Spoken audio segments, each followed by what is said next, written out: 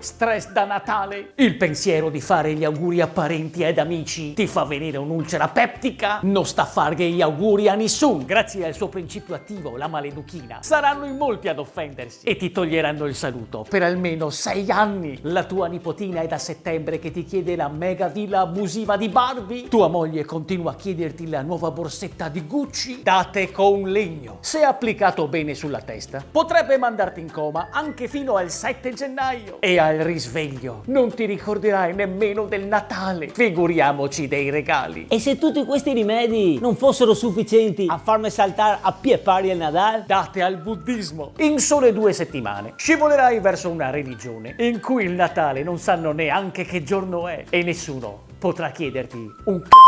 Era proprio quello che stavo cercando! Vado subito a spararmi tutta la boccetta! Attenzione, nel buddismo non ci sono i regali di Natale, ma è anche vietato il consumo di alcol, sigarette, carne, pesce e prodotti animali, da consumare solo se siete interessati a diventare vegani, astemi o monaci ascetici.